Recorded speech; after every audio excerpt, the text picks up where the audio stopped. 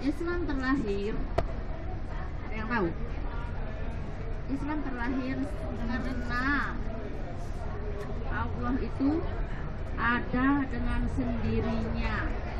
Jadi Allah tuh tidak ada yang mengadakan, ada dengan sendirinya.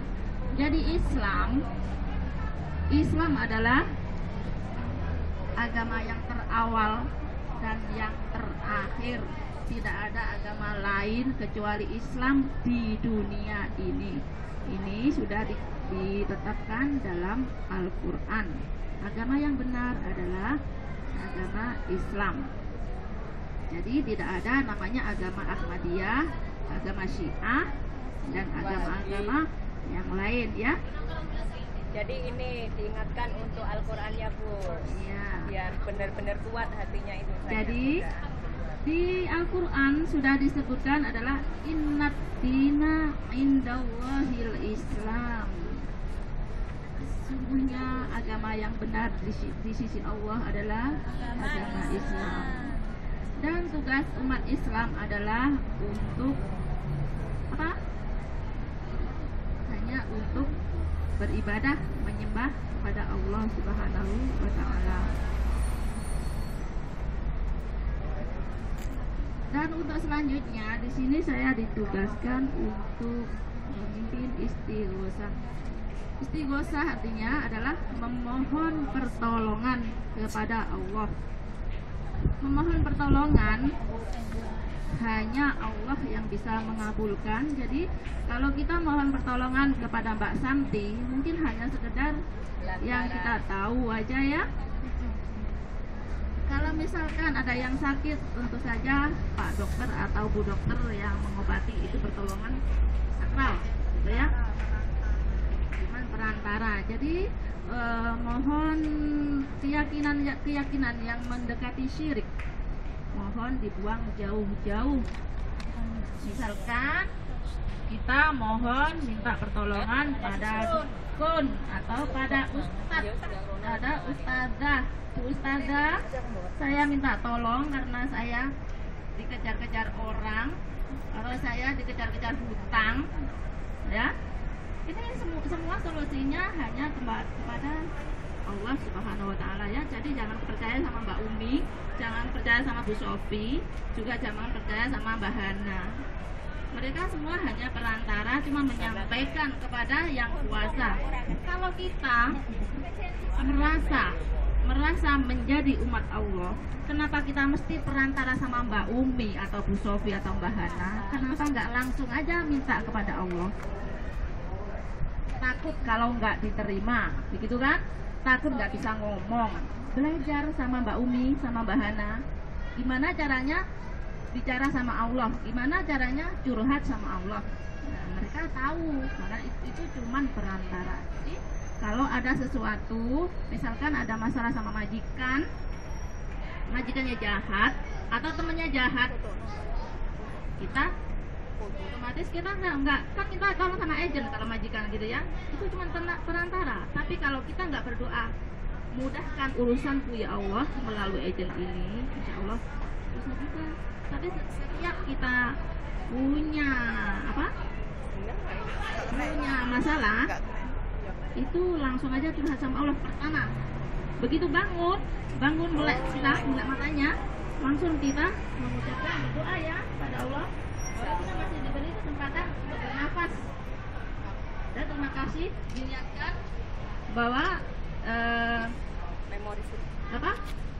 aktivitas kita semua kita tujukan karena ibadah Allah, tidak ada yang lain. Insya Allah segala sesuatu kalau diniatkan karena Allah, insya Allah berkah ya. Innamal a'malu binniyat, innal a'malu binniyat wa innamal likulli imrin ma nawa. Segala sesuatu itu karena niatnya, dan kita mendapatkan apanya? Itu juga karena niat.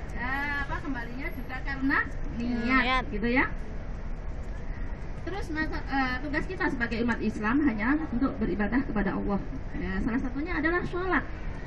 Ya, insya Allah diusahakan ya masalah sholat. 5 waktu. Susah memang ya kita sebagai pembantu untuk membagi sholat 5 waktu.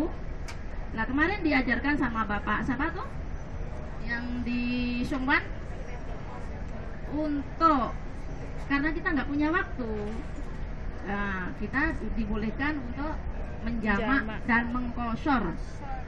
Menjamak artinya menggabungkan, mengkosor artinya meringkas ya. Yang boleh dijamak dan dikosor Jumat, duhur, asar, maghrib dan isya. Tapi semua yang nggak bisa dikosor adalah maghrib ya. Maghrib bisa dijamak tapi nggak bisa dikosor. Tentang kesedihan sudah ya. Tentang sholat apa lagi? Jadi untuk masalah sholat ya, jangan dijadikan sholat sunnah pengganti sebagai pengganti sholat wajib. Utamakan sholat wajib dulu. Misalkan di waktu maghrib kita nggak bisa sholat ya karena kesibukan kita masak ya. Waktu maghrib itu kita niatkan saya jamak ya Allah, di jamak di waktu isya. Kalau di waktu isya nggak bisa, niatkan dalam hati tak sholat sekalian di waktu maghrib. Itu salah satunya Ustadz yang mengatakan boleh dijamak karena kondisi kita, keadaan kita di sini memang nggak bisa gitu ya. Ada lagi satu ulama yang mengatakan karena kita bermukim di sini, ini kita bukan musafir, nggak boleh dijamak atau dikosor. Lah ini yang malah maafan sama maafan, kita nggak bisa sholat, akhirnya rombongan 5 waktu dijagabkan dari 1 daripada nggak belas mbak. Setidaknya daripada nggak belas ambil air wudhu. Terus usahain ya agar segala urusan kita dimudahkan sama Allah. Usahakan menjaga wudhu ya. Yang menjaga kongkong otomatis susah ya untuk menjaga wudhu, nggak apa-apa. Pokoknya setiap ada kesempatan usahakan ambil air wudhu. Tuh. Apa lagi? Udah dari saya. Siapa yang itu tadi Bu Astuti mau nanya apa? Bu Astuti ada yang disampaikan? Ya, saya langsung tentang istighosyah ya, saya mulai.